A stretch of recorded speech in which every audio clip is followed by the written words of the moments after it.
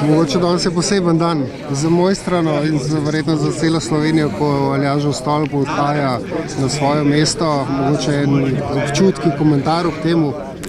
Ja, občutki so fenomenalni. Po 123 letih vračamo obnovljen stolp, ki ga je postavil naš dolški župnik Jakob Aljaž nazaj na svoje mesto, vrh Triglava. Izredno vesel in ponosen na vse, kar se je okrog njega dogajalo skozi vso zgodovino, in verjamem, da bo služil še naslednjih 123 let in več, in da ga bodo zanamci znali ceniti in ga tudi obnovili še enkrat čez 100 in nekaj let. Predvidevam, da v javnosti so se občasno pojavljale ideje o tem, da bi original dali v muzej.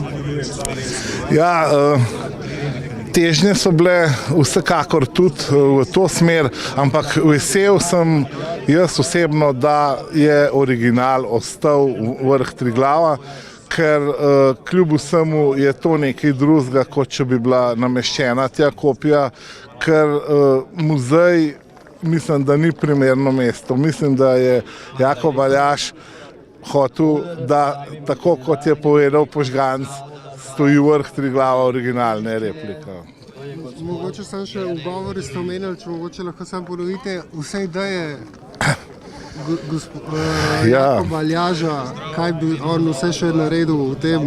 Jakob Aljaž je bil res izreden mož, vehementen, odločen, ponosen, in v naših krajih je razen tega, da je naredil veliko stvari, jih realiziral, od vodovoda na Dovjem, ki smo ga popravili prav letos po 120 letih.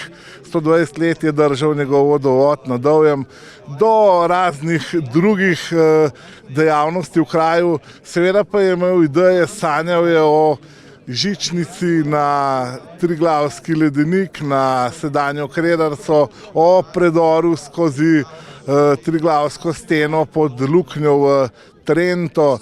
Sanjal je marsikaj, bil je v bistvu pravi vizionar in veliko stvari je tudi uresničil.